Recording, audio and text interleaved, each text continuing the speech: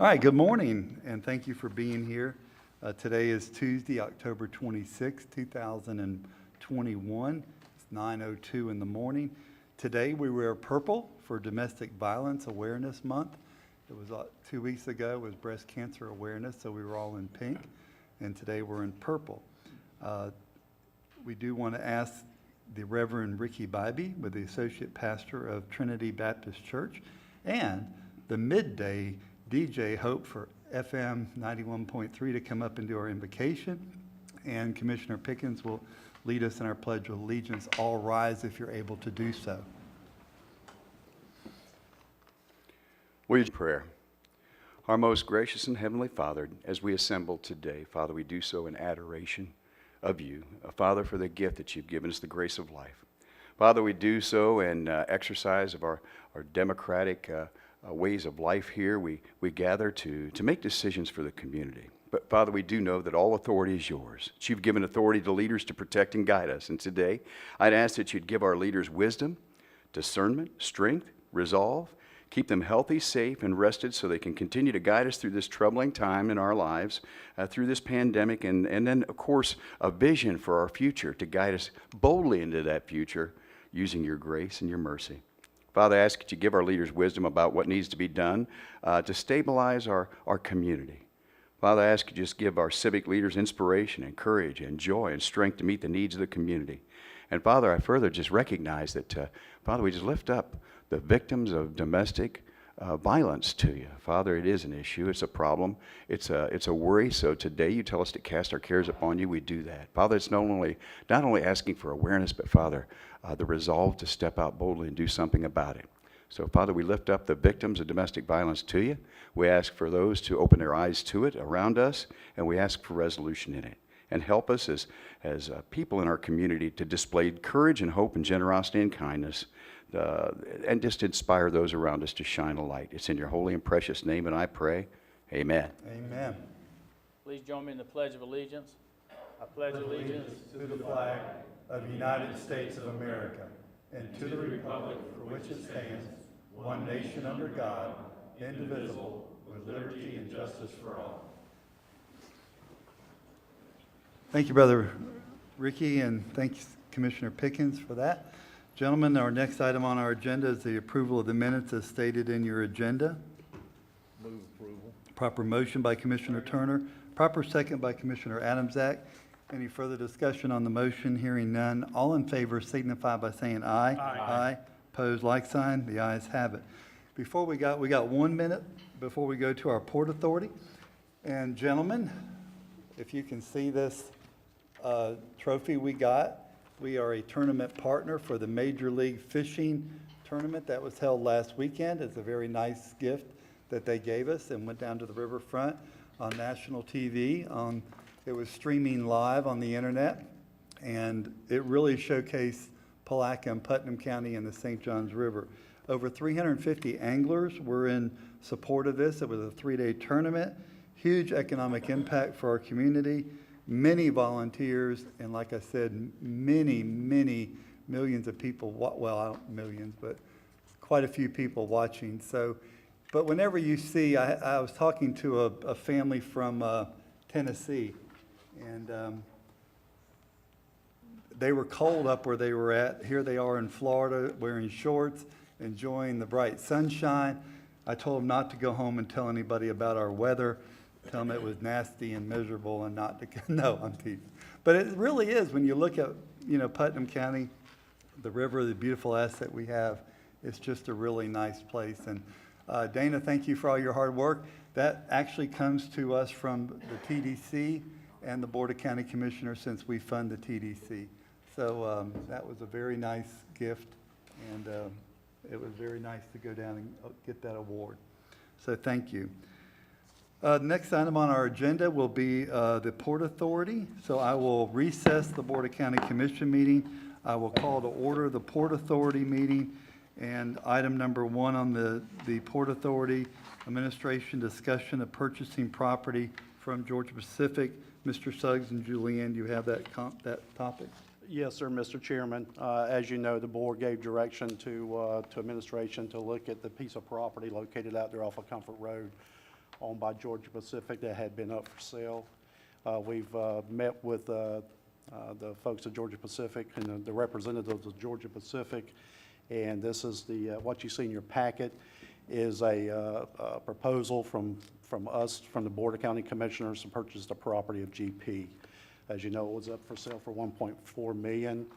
The negotiated cost is $1 million, and then the due diligence and the closing is in your packet. Okay, any questions from Mr. Suggs about that? Mr. Rawls, you have the floor. So, I'm not in favor of buying the property. I just don't know if you can do a complete Phase 2 environmental. Knowing what was done out there before, has there been any environmental studies that have been presented yet, or do you know of any? There hasn't been any that I'm aware of. I talked to, tried to get some information on there's a previous potential sale, but nothing had gone through, so no environmental impact study had been done. We'll do our due diligence and see if we can, if there's a need for further, well, then we'll get back to GP. Change it to say, if a Phase 1 is warranted or recommended, then we extend the deadline long enough to give us a Phase 2, because there was pressure treating being done out there. And I don't know when they stopped using arsenic, but that plant was out there when I moved here in '88, and it was operational, so that you could have issues with contaminated soils, and we don't want to take that on ourselves. I absolutely 100% agree, and the administration will take any direction that the Board of County Commissioners would like for us to take at this time. I'd see us amend the offer to include that language that we'll do a Phase 1, and if a Phase 2 or Phase 3 is needed, then we need to consider that, obviously. Thank you, Mr. Suggs. Thank you, Mr. Rawls. Mr. Adams-Zak, you have the floor. Where does the $1 million come from? What part of the budget? Does the Port Authority have that money? We're going to look at both using, if we need to, Port Authority, of course, and if there's anything that needs to come back out of the general fund, we'll come back to the board at that time. So I really just think that, I don't know what our commercial uses are, what are intended. At some point, we got to treat the Port Authority like a Port Authority and have someone that's an expert in ports manage it and do that kind of stuff. I think for us as a Port Authority to make a decision to buy a piece of property for $1 million without targeted people, and maybe we have some targets, but without targeted use cases, without some usage of the port that we have currently, even if it's on a smaller scale, obviously.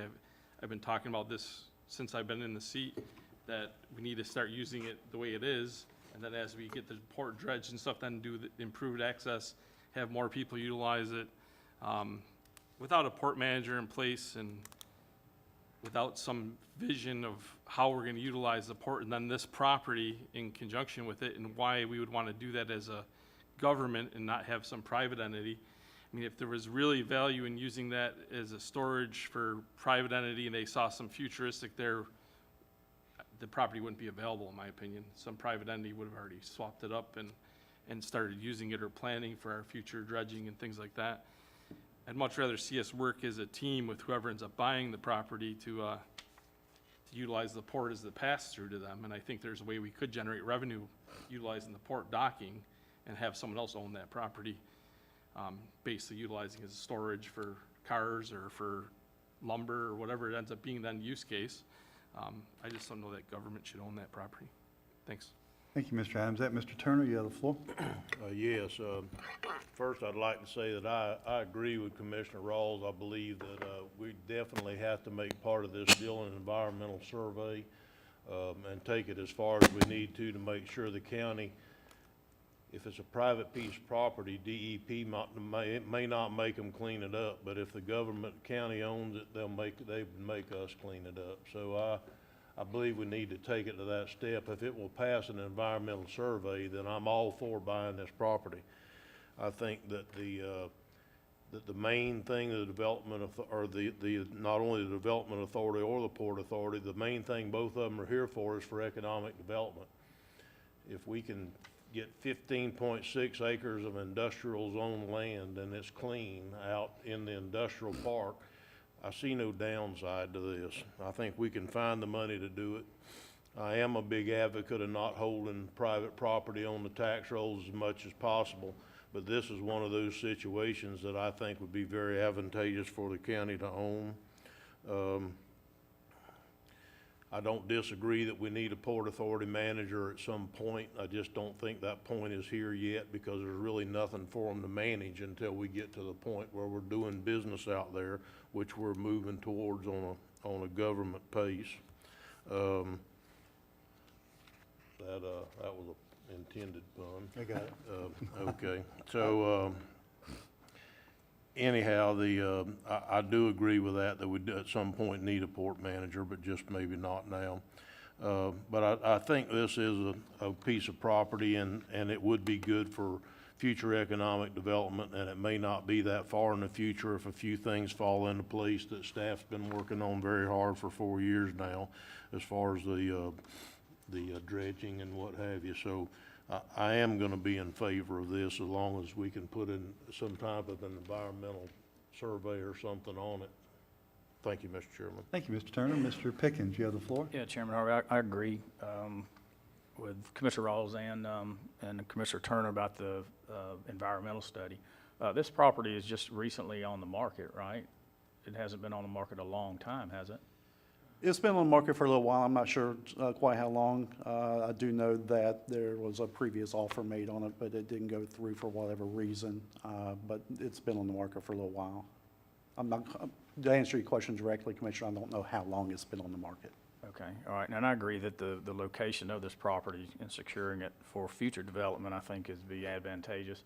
And Commissioner Rawls has mentioned, you know, having a port manager since he became a commissioner, and I think to both Turner and Rawls' point that that will be needed in the future, but probably not right now. But so yeah, I would be in favor of this if we can get a clean environmental sign off on it.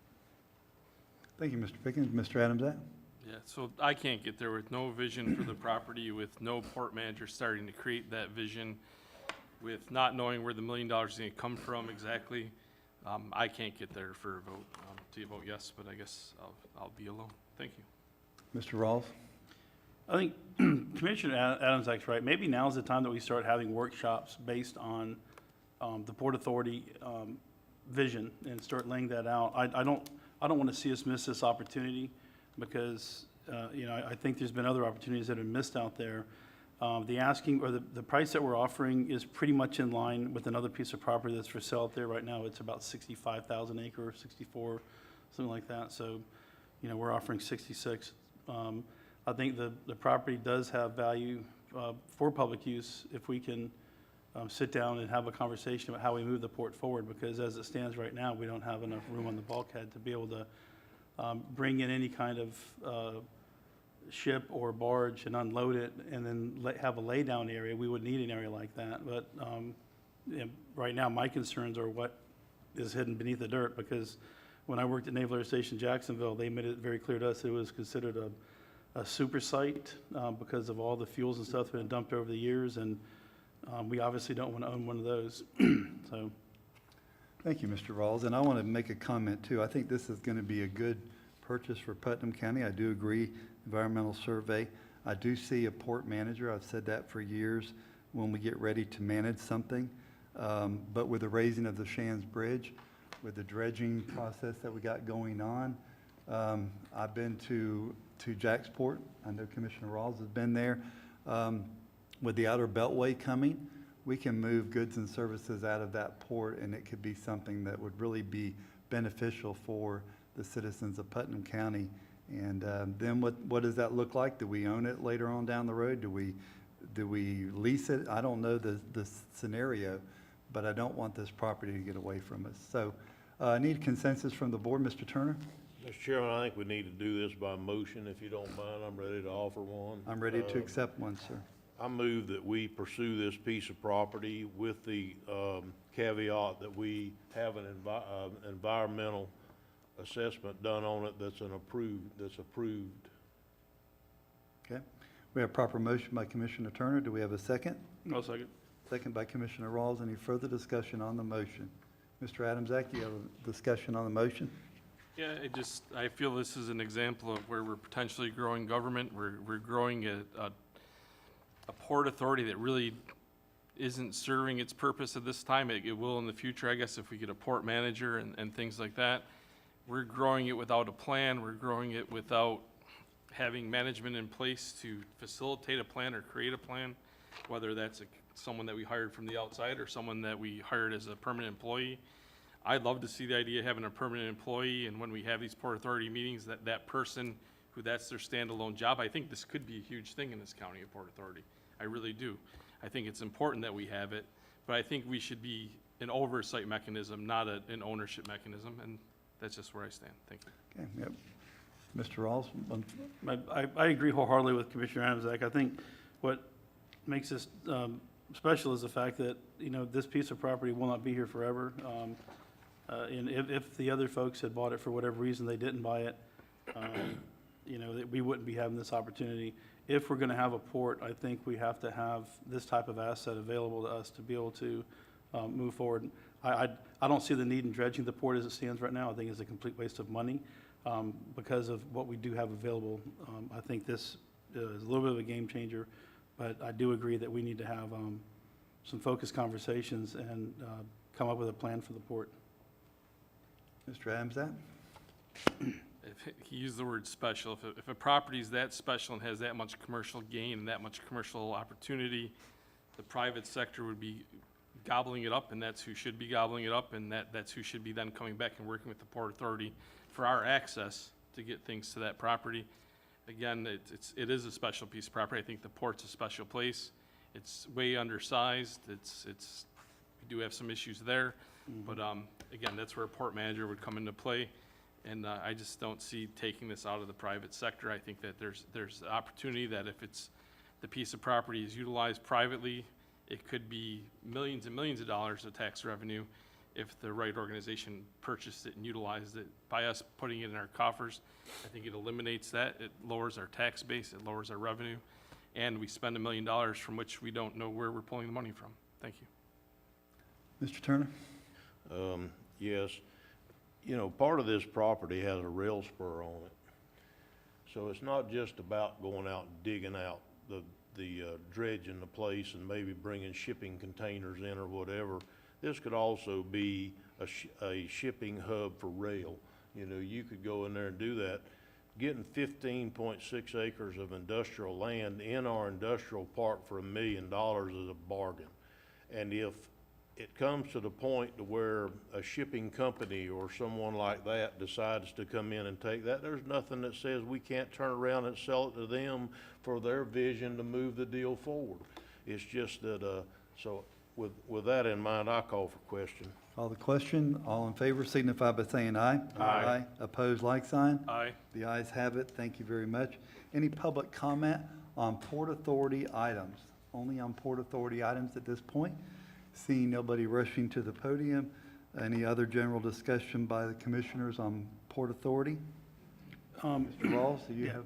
I you do. have the floor? I brought this up in the past. I think we need to add to our workshop that we have regarding the port, and we need to have one.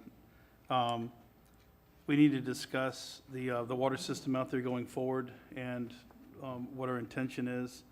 You know, right now we have a hybrid where we're buying the water from the city, we're metering it and then reselling it, and we're buying it in bulk and reselling it. I don't know if it's good for us to be doing that, or if we should get with the city to give it back to them and let them just have the whole enchilada. But you know, I'm working on a project out there where we're fixing to put a backflow preventer behind a backflow preventer, which is a big no-no, because the county has a backflow on that fire main, and everything is serviced on the other side of the fire main with the county's backflow, but it should not be there.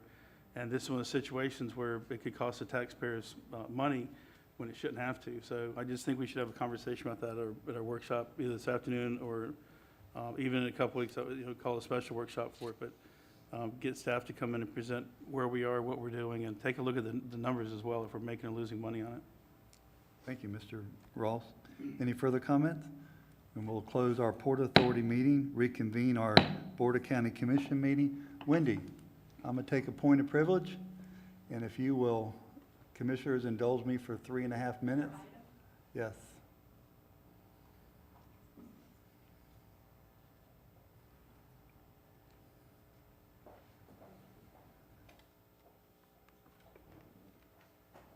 I know the suspension's building, isn't it? It is.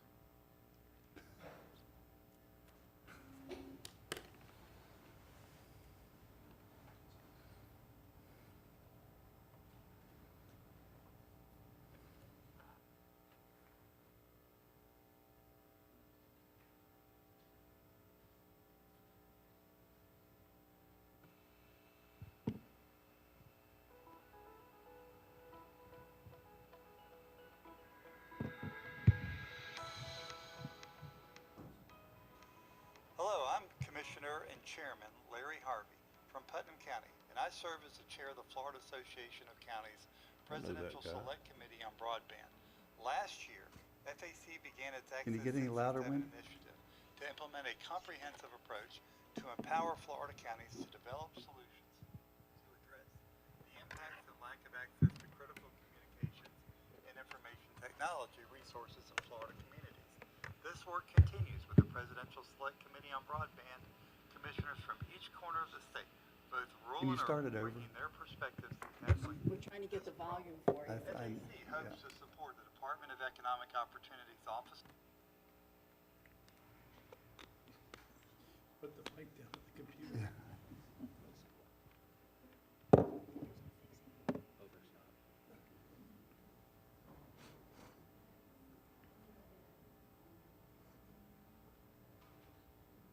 She'll fix it.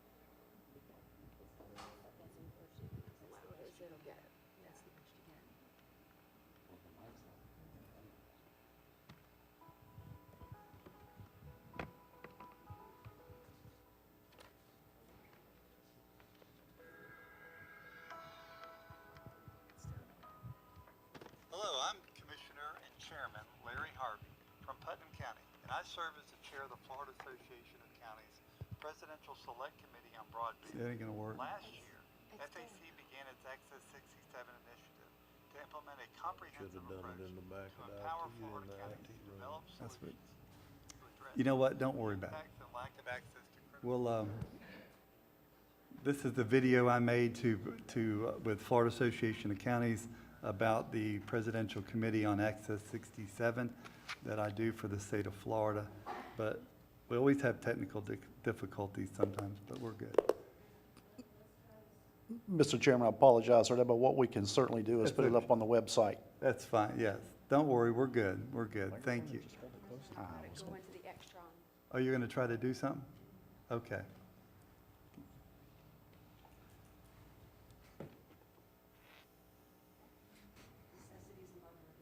I get it, I get it. It'd work any day other than this. Just remember, go ahead. Wendy, she said go ahead.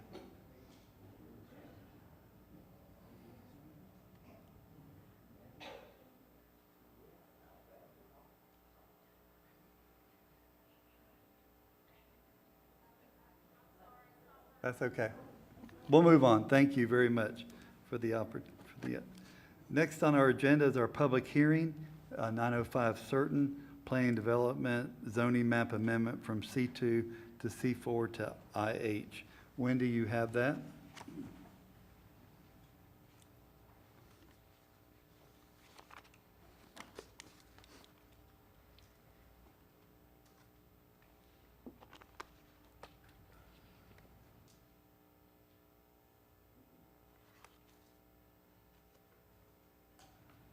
Thank you, Chairman, Board members.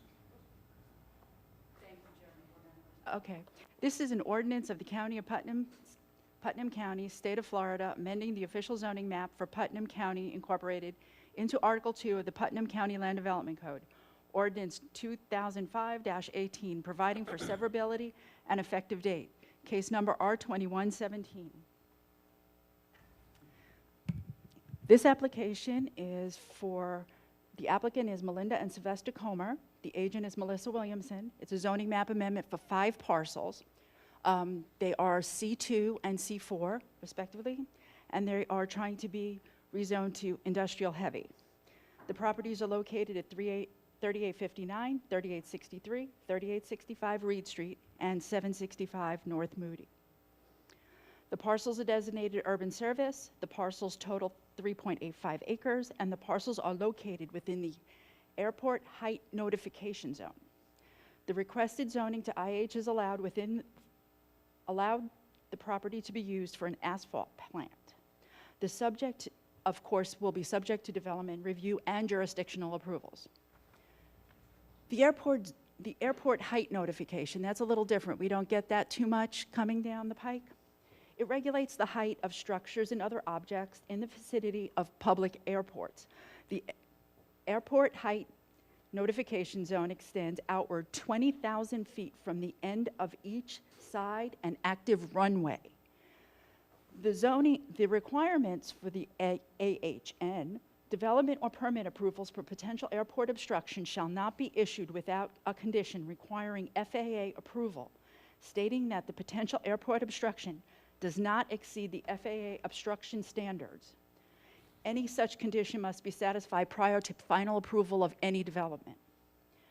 The potential airport obstruction or proposed development represents a potential airport obstruction if the proposed project will result in an object or natural vegetation having a height greater than an imaginary surface that extends outward 20,000 feet from the ends and sides of an active runway at the slope of 1 vertical foot for every 100 horizontal feet from the end of the runway, which is at the Palatka Municipal Airport. In this case, it's 1,400 feet. So the maximum height before it is 14. This is the location. This is the maps. We are rezoning it to industrial heavy. Since it's in an urban service area, industrial is not an automatic type of zoning that would be permitted there. Only with limitations, only small sections within a group, with an area of that underlying land use. And in this case, the maximum is 20% that you can have within that future land use.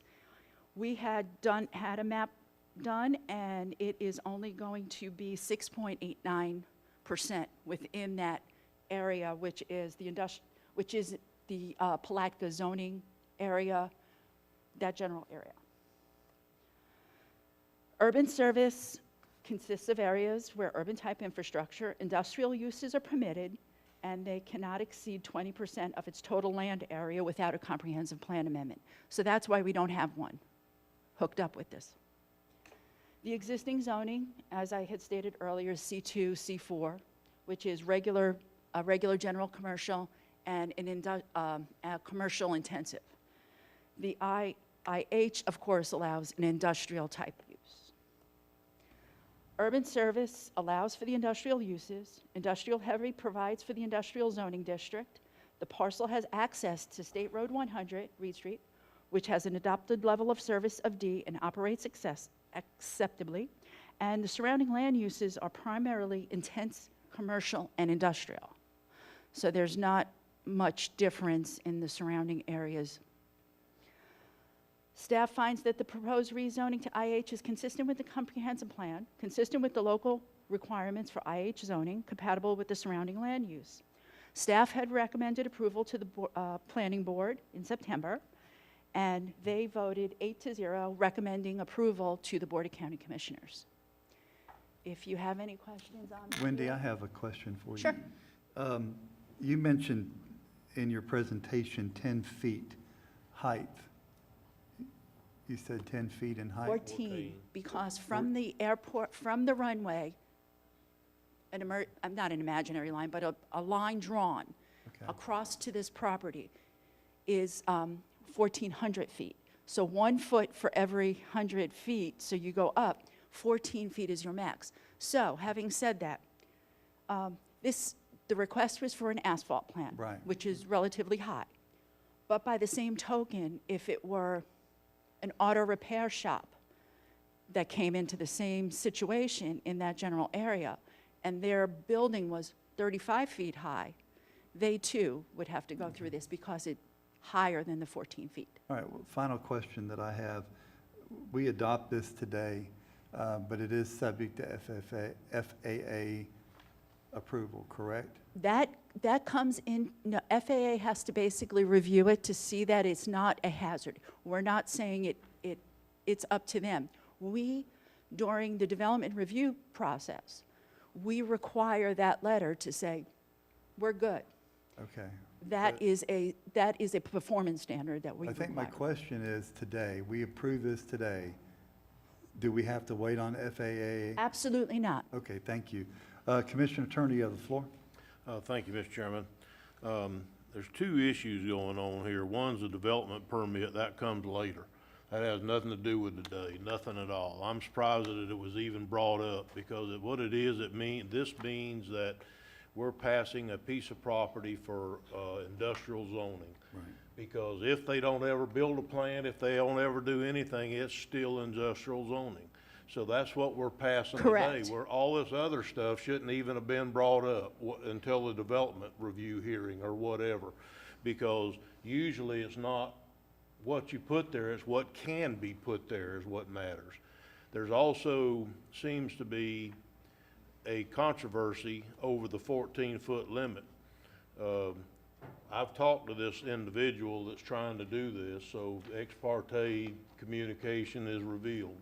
I've talked to this individual about this, and there seems to be a difference of opinion between our staff on the height and Pcr and Associates staff, what they think it can be. Where that shakes out, I don't know, but it has no relevance on today's hearing. Is this piece of property good for an industrial zone piece of property? I think it is. And then if they can work out the other issues, that's a different situation. They're gonna have to go get their FAA letter, and they're gonna have to do the things that make them eligible to put up the plant. I'm still not sure, and I'm sure that, well, I'm not gonna say that. I think that they could put this up. This is a temporary portable asphalt plant. So I don't know that you even have to do that on a temporary portable basis. Most of the time people come in, find a commercial piece of property, set them up, and by the time they went through this process, they're already made the asphalt they wanted to make for that road project, and they're out of here. So they want to be a little more permanent than that and a real solid member of the community, so I get all that. So, you know, with that being said, I know they got to jump through the hoops, but I hope that we can have this. It'll only be good for our community. I mean, if everything goes like it's on the agenda today, this company that's trying to put this up, Putnam County is fixing to reap a direct benefit from this asphalt plant. The county and the citizens of the county through lower, more roads being paved for less amounts of money. And so this is a direct correlation to needing this done for the citizens of the county, figuring out a way to make it happen if the FAA will let it happen. So I am in favor of this, Mr. Chairman. Thank you. Mr. Pickens? Yeah, that answered a number of questions, because we're here to approve the zoning, correct? Not Correct. the stuff that will follow. That'll go to other boards, right? Correct. Okay, so anyway, you said it had access off of State Road 100? They have mentioned both at different times, but at this point, we do not have a finalized site plan. Mr. Chairman, the access will be determined at the time of development review. It's possible that FDOT will not permit a commercial access on that along 100, so they may have to access off of Moody. Off of Moody, okay, but that'll come in the development review process. Yes. Okay, all right, thank you. Mr. Rawls, you have the floor, sir. Yes, I thought Commissioner Turner answered my question, but then, so is this temporary or permanent? Mr. Chairman, if I may, that we would consider any improvement on property permanent. So whether they can move the asphalt plant around, they're subject to the same exact requirements. But are we getting a new asphalt company permanently based in the city of Palatka? They're already here. The applicant hasn't made that altogether clear, but Okay, I can attest, they're already here. They're already here. okay. I personally have no issue with this. I think Commissioner Turner's right. It benefits us directly, the city of Palatka directly, especially with all the work that we have going on right now. The Pastor and Associates have been around for a long time. They do a lot of work with the FAA and an airport. So, you know, if there's a disagreement between their interpretation and our interpretation, I would get that hammered out really quickly, because I've done a lot of work with them, and they're very sharp folks. and may I address that, Mr. Chairman? There's no disagreement. Well, hang on a minute, Gabriel. It's really not relevant to this topic today, so let's kind of move on past that comment, if Understood. you don't mind. Mr. Adamsack, you have the floor. So, I'm kind of happy that they said that they want to use it for, because under IH, and I get it, they can use it for these other uses, but I don't want manufacturing of explosives near the airport, petroleum refinery near the airport, some of these other use cases, as far as bulk storage of toxic and hazardous materials near the airport. I think those are inappropriate uses for that lot. Unfortunately, if we approve this, those could potentially go there, because IH, is there a way to cut out those 3 uses? Mr. Chairman, if I may, we did not analyze it based on cutting out those uses. We would normally simply look at the highest or most intense use that can go in the zoning district and then analyze it on those merits. Are we able to cut out those uses? It's not legal to do contract zoning. We're not, You either approve it or you don't. right, we're not able to change that. So that's my only concern with going full IH, is the other uses that could be possible in the future for the location. Understand. Okay, do you have any ex parte communication, Commissioner Adamsack? No, sir. Mr. Turner already Yes. said yes, I do. I've talked to the gentleman myself. Mr. Pickens? I spoke to a planning commission member about it. Mr. Rawls? I have none. Okay. Is the applicant here? It is a public hearing. Would the applicant like to speak? Also disclose that that won't affect your vote. Won't affect my vote that I've spoke? It won't affect Will not mine. affect my vote. Okay, thank you, Mr. Commando. The applicant's not in the room, that's fine. Is there anybody in the audience wanting to speak in favor of this application? Anybody want to speak in the negative about this application? Hearing none, we're going to close the public hearing part of it. And Mr. Commissioners, Chairman. what's your pleasure? I move that we approve this application. Proper motion by Commissioner Turner, Second. second by Commissioner Pickens on this one.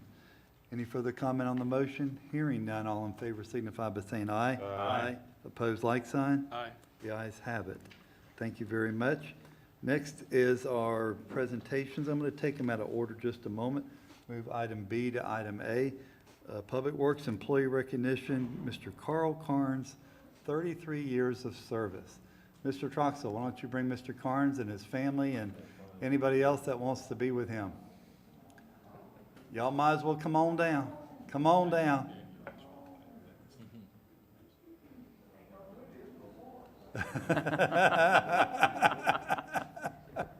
Y'all come on down, please. Make your way down to the front.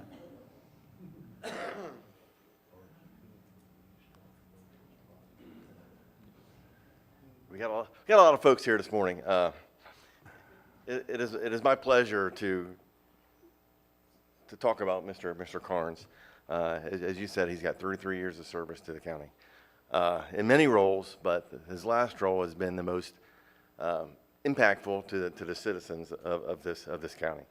He's our only construction inspector that we have out on the job. So people don't see him a lot, but he saves the county countless dollars every day he's at work. It is amazing to see him and Philip both call him the dynamic duo. They do a great job for us here. He's been a surveyor for us for a while. He's done multiple jobs here for the county, and I cannot say enough about what Carl has meant to me personally. We tend to sit out there at 6:30 in the morning and discuss a range of topics between me, him, and Todd. And of course, I've been late the last couple of days. But no, we're going to lose a wealth of knowledge when he retires at the end of this month. I want to thank his family for letting him stay with the county for these 33 years. He's been through countless floods, hurricanes, fires, train wrecks, all kinds of stuff, and he's done it with a smile on his face, right? So again, I cannot thank him enough for what he's done for the county, and I personally want to thank him for the friendship that I've only been here a year and a half, so I'm a relative newbie here, but he has made that year and a half very pleasant for myself. So I want to thank him very much.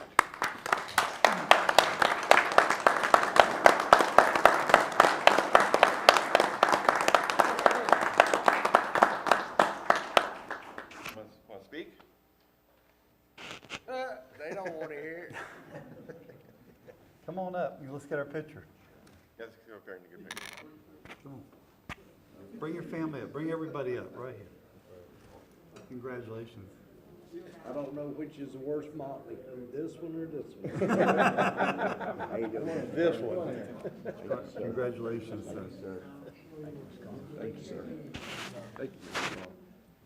Thank you. Oh, you're welcome. Did that work out? It did, thank you. Most deserving. Thank you. You're so welcome. Yes, sir. Where's Mr. Troxel? There he is, okay. Where you at? He's right there, over there on the end. Y'all tighten up. Important people right there. There you go. Tighten up, baby. I don't know about tightening up. Stand together. Too many places to look. They could announce it in order. Please, no, wait. Please gotta get it. us.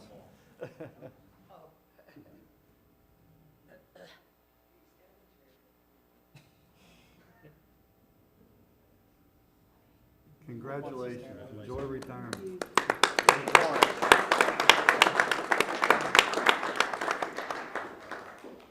Mr. Carnes. Yes, sir. I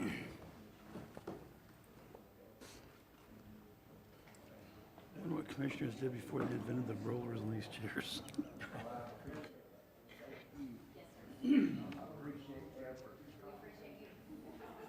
Thank you, Mr. Carnes. Happy retirement to you, sir. He says I'll be back. All right, next on our agenda is our administration. Julianne Young will be giving us a countywide project update. You might just want to give us the brief version because this is a long inundated page. As brief as possible, I mean, but it's really wonderful to see all the things going on. Good morning, Commissioner. Thank you. This list is not intended to be an all-inclusive list of every project or initiative underway by county departments, but a list of those most important to administration, our citizens, or the commission. With that, we're going to begin. Administration has been undergoing a project with the contract management database implementation. Administration has worked with IT. IT has developed a contract management database. Final program testing and contract document uploads are in progress as we speak. Animal control facility, the core borings were obtained. The analysis was provided to Commissioner Rawls, who's working on final details. Staff is working with Commissioner Rawls to prepare a draft RFQ to solicit engineer architectural services. The Department of Health has given a large COVID update. As of Friday, October 22nd, we are at a 4.2% positivity rate. We are at a 51% vaccination rate for those 12 and over. The state office posts on Friday a PDF file called the Weekly Florida COVID-19 Data on the public-facing website. This is where those stats can be found from here forward. They continue to provide PCR testing on Husson Avenue Tuesday to Saturday from 9 to 5 by appointment. Residents may also call the support line to schedule an appointment. We are offering PCR testing at the health department for school-age children only who are symptomatic by appointment only. We continue to provide COVID vaccines at the health department. They have Pfizer, Moderna, and Johnson & Johnson in stock. They're available Monday to Friday from 9 to 3 with no appointment necessary. They're still providing a third dose to those who are immunocompromised with the Pfizer or Moderna vaccine. They are offering the Pfizer Booster. The CDC recommends the following individuals for the Pfizer Booster: either 65 of age and older, reside in a long-term care facility, age 18 to 64 with underlying medical conditions, age 18 to 64 with increased risk of COVID-19 exposure or transmissions because of occupational or institutional settings, and have had at least 6 months elapsed between their Pfizer/Moderna primary series. They're also providing a booster vaccine for individuals that receive the Johnson & Johnson as their initial COVID vaccine and have had at least 2 months passed since their initial dose. The CDC is recommending and now allows for mix and match dosing of the booster shots for the COVID-19 vaccines. The Department of Health is also announcing a new medical director of Dr. Colin. They have also designated an exam room as the children's vaccination room. The county IT department has a countywide email upgrade system-wide. Countywide emails will be changed to a .gov. This change will officially roll out on November 1st, although all existing .com emails will continue to function. However, staff will begin working to update contacts and our postings with the new .gov extensions. The Melrose Library insulation, drywall, and paint should be completed early this month. Visqueen is currently in place of windows. The windows is the new color, is due in 7 weeks, I'm sorry.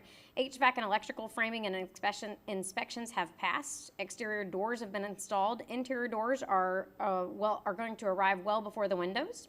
And attic access in the existing library has been cut and trimmed to match the existing manager's office. Should be framed after the electrical work is complete. Parks and Recreation has the Georgetown project. Staff has met with the consultants from UF for an update and progress on the opportunity to provide feedback on desired key features and elements. A preliminary conceptual design is being drafted to incorporate the key elements, and additional work on the remaining management plan objectives is in progress.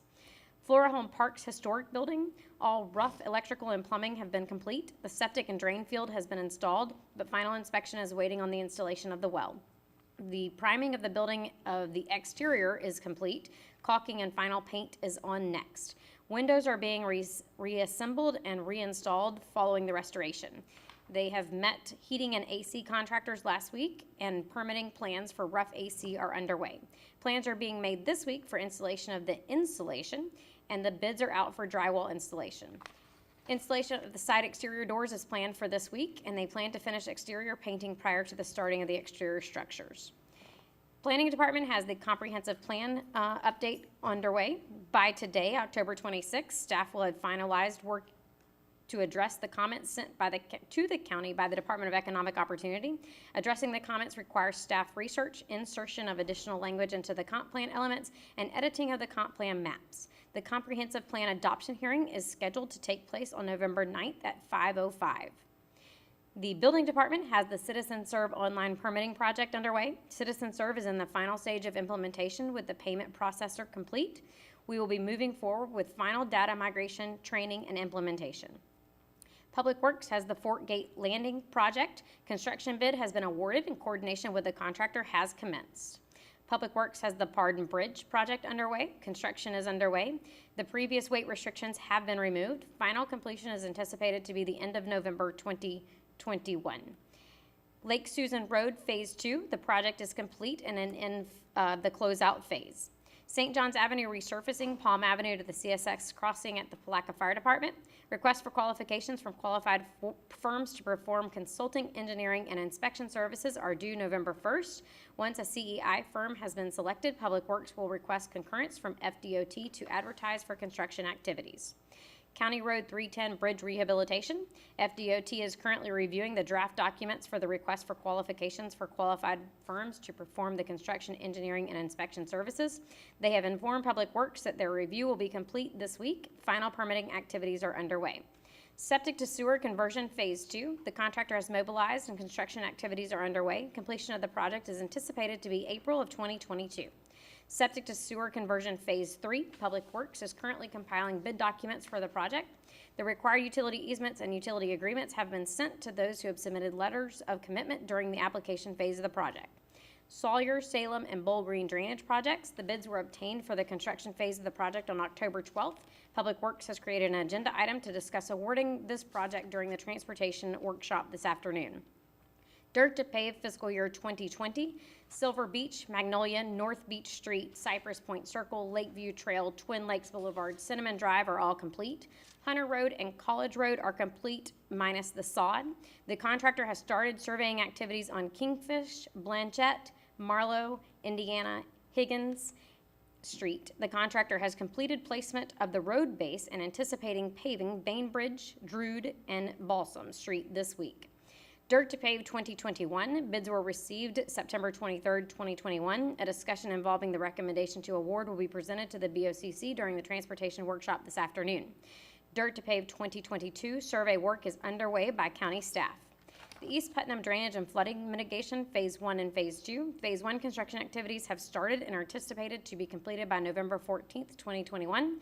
Phase 2 construction activities are complete. Phase 3 bid documents are complete and anticipated to be advertised this week. St. John's Avenue drainage improvements, State Road 19 to County Road 309C. Engineer design services and advertisement for construction activities are scheduled to be completed by January 2022. The St. John's Avenue multi-use trail, a change order has been obtained from the contractor and reviewed by FDOT. Public Works will be presenting this item for discussion during the November 9th BOCC workshop. Countywide drainage improvements, bid were received on August 16th. Public Works has added this item to be discussed during the transportation workshop this afternoon. South Palm Sidewalk, Druid Street to Silver Lake. The signed funding agreement has been sent to FDOT for execution. Once completely executed, the agreement has been obtained. The project will be advertised for construction. Saratoga Harbor Drainage Project. The permit requirements have been completed. Bid documents for construction activities are complete and are anticipated to be advertised this week. James A. Long Elementary and Jenkins Middle School safe routes to school. 100% of the design plans are under review by FDOT. Fiscal year 21 road resurfacing project. All roads have been completed with the exception of Hamilton and Peoples, where punch list items are scheduled to be completed this week. County Road 315 resurfacing. The RFQ submittals for design services required were received on October 22nd. The initial evaluation meeting is scheduled for November 5th. Port Buena Vista wastewater treatment plant conversion and sewer main extension. We are waiting on the completely executed agreement from FDEM. Paradise Point sewer system hardening and generator installation. Answered all the requests of additional information from FDEM and currently waiting for construction agreement from FDEM. Countywide guardrail installation, repairs, and replacements. Bid documents were advertised on October 19th and the bids are due November 18th. Painting of the BOCC building and the Public Works building. The pressure wash and building prep began at the BOCC building on October 19th. Painting is to commence. Maintenance and shaping of the MSBU roads in Putnam County. The contracts have been awarded and the contractors are to begin work as of October 15th. Cell 4A at the Sanitation Department construction. The Cell 4A liner is going down. The first 2 layers are almost complete and the completion date is around the beginning of December. That concludes my project update. Aren't you glad? Yes. There's a lot going on in Putnam County, as you can well see. So thank you, Julianne, for giving us that update. Next on our agenda is our proclamation, National Runaway Month. I've asked Commissioner Adamczak to read the proclamation. Ms. Cotter, if you'll meet me at the podium. Thank you. Would you like me to commence? Putnam County Proclamation Number 2021-082, National Runaway Prevention Month. Whereas National Runaway Prevention Month began in 2002 and is spearheaded each year by the National Runaway Safe Line, NRS, the federally designated national communication system for runaway and homeless youth. And whereas the prevalence of runaway and homelessness among youth is staggering, with studies suggesting that every year between 1.6 and 2.8 million youth live on the streets of the United States. Runaway youth are often expelled from their home, have experienced abuse and trauma, are involved in the foster care system, are too poor to secure their own basic needs, and may be ineligible or unable to access adequate medical or mental health resources. And whereas children and youth who run away are at increased danger of falling into high-risk situations, including increased risk for human trafficking, effective programs supporting runaway youth and assisting youth and their families in providing safe and stable homes succeed because of partnerships created among families, youth-based advocacy organizations, community-based human services agencies, law enforcement, schools, faith-based organizations, and businesses. Whereas the National Runaway Safe Line is sponsoring National Runaway Prevention Month in November to raise awareness of the issues facing runaway and homeless youth and educate the public about solutions and the role they can play in ending youth homelessness. Now therefore be it proclaimed by the Board of County Commissioners of Putnam County, Florida, that November 2021 is designated as National Runaway Prevention Month in Putnam County, and urge all to support the effort to increase public awareness about, educate on behalf of, and provide positive and safe alternatives to runaway and homeless youth and their families. Done, ordered, and adopted this 26th day of October 2021. Would you like to make a motion? I make a motion that we approve this proclamation. Proper I'll motion by second it. Commissioner Adamczak, Second it. second by Commissioner Turner. Any further discussion on the motion? Hearing none, all in favor signify by saying aye. Aye. Opposed, like sign. The ayes have it. Congratulations.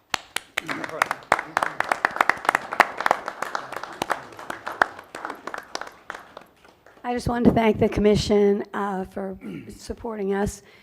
We had planned a big event this year, but because of COVID, I wasn't allowed in the schools to be able to get the children involved. And one of the things that we were planning was a poster contest, and so I was going to do this whole pep rally thing, and I couldn't do it. So in the meantime, what we did do, we had bought some National Runaway Prevention T-shirts. it doesn't have a date on it, so we can use it, we can keep on using it, because it doesn't actually have a date for this year on it. But November, the reason I'm not wearing purple, which I apologize, is because the color for National Runaway Month is green. So on November 10th, if, there you go, see? All right. November 10th is Wear Green Day, so I'm hoping that everyone will support us, wear green, and any businesses that have the ability light up their businesses green for us for the month of November. And I thank you all again. Thank you. Let's get our picture.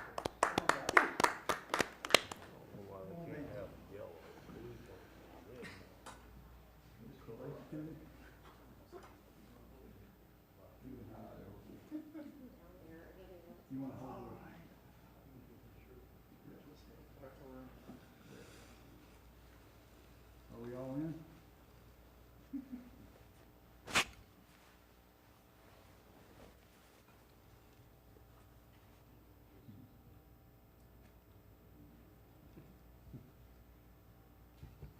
Okay, so the next. You'll actually have a beat for the color already. You're good. Joe's always good.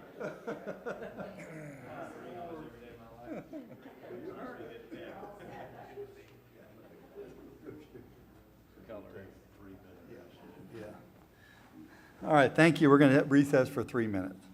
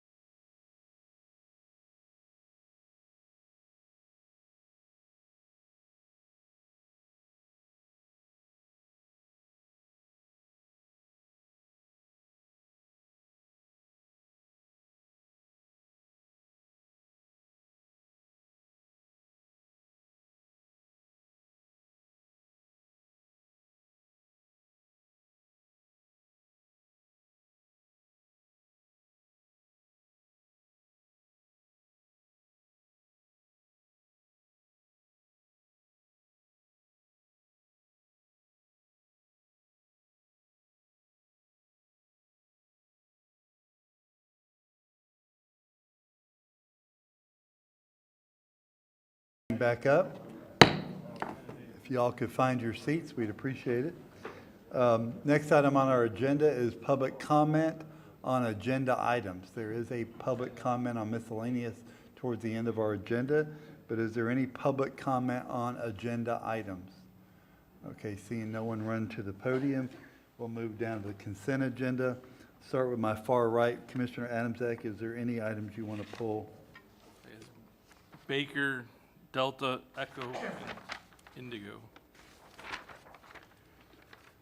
A, D, and B, E, right? B, D, E, and I. I missed that one. Okay. Mr. Turner, any items? I have nothing additional, Mr. Chairman. Thank you, Mr. Pickens. Had questions on B, so he Okay. pulled it, so it's fine. All right, thank you, Mr. Rawls. Ditto. Okay, and I had some questions on some of those myself. The chair will entertain a motion on the remaining items. Mr. Chairman, I move that we approve items A, B, F, G, H, J, K, L, M, N, O, P, Q, R, S, T, U. Point of order, did you include B? Because he I pulled it. did not include I think B, so. I included C. C. Okay. Yes. Okay, so the only items that are pulled right now, B, D, E, and I. The rest of them are in Commissioner Turner's motion. Do we have a second? Second. Thank you, Mr. Adamczak. We have a second. All in favor signify by saying aye. Aye. Pose like sign. The ayes have it. Mr. Adamczak, you have the floor on item B, sir. So on item B, I guess I just want to know if do we have any idea when they're going to actually start helping? I know we need to do this to secure our spot. I think we've talked about this in prior meetings. Do we know when they're going to engage more and start providing the services? No, sir. A direct answer to that is no, we do not. This is, like you said, is one of those contracts that if we don't renew, we lose our place in line. But there is a push to do some other things in that arena. So once we get some more information from DOC, I'll be more than happy to bring it back to the board and give a full update at that time. Thank you. Mr. Turner, you have the floor, sir. Yeah, a couple of things. I understand that that they're possibly allowing us to take one of our trained employees or have an employee trained to run their prison crew, and they'll release the crew to us for the day to go out and do the work. Have we looked into that possibility yet? Yes, sir. That was actually a program that we started when I was over at the city, and so I think they're going to renew that. So I've got some calls in to Tallahassee. I want to make sure that we're able to do that because we'll have to send somebody through training. Then we'll have to find an employee or two who wants to do that and who can do the things that needs to be done in order to be able to get that done. But we are looking at all options at this point. Well, I think utilizing these crews is very important to the appearance of Putnam County because they do most of the trash picking up and the whatever. And so a lot of the complaints that we receive as commissioners are the amount of trash on the sides of the road. And it's usually the smaller trash that the bucket truck or the grapple truck can't go pick up or something. So I think it's very important that we do that sooner rather than later. Do we actually have to pay them whether we get people or not, or just if we get people? No, sir. The way the contract works right now is we don't get billed unless they provide the service, so we haven't been billed That's for what I quite some thought. time now. Just wanted to bring that to the attention of everyone watching at home, is that we don't have to pay for this unless we utilize a service. But I would like to try to utilize a service if we could figure out a way to make it work like I think the city's trying to do if they're not already. Thank you, Mr. Chairman. Thank you, Mr. Turner. Mr. Adamczak? Yeah, I just wanted to second that part of it because I think I was watching one of the city meetings and they had that discussion. I think they agreed to go forward. I think they have a plan for that. So, yeah, definitely we could look into that. I think there's some cost savings there potentially as well. Yes, sir. At one time at the city, we had three. When I was city manager, we sent 3 individuals through the school and got them certified. So we'll look at doing that through the service here as well. Good deal. Okay, any further questions? Yeah, on that I item? do on that. Mr. Pickens? Each commissioner will definitely agree that they provide a great service to Putnam County. We haven't had that in about a year.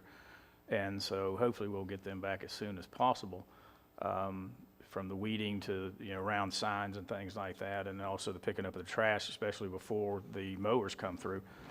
Terry, Administrator Suggs, is there any way to find out when they may release these crews, and if they'll be, I guess it's funded or positioned by availability, but it's up to 5 per crew. And I know towards the end of the time where we were using them, they'd have 1 or 2 on the crew, which is still beneficial. But I'd sure like to know as a commissioner if and when, because it's probably most of the comments that we get is the roadside mowing and the picking up the trash and things like that. So I'll reach back out to them. They're working remote like everybody else, but we'll keep pushing. I got a pretty good contact in Tallahassee that we'll keep working through, and I'll get some answers and bring them back to the board.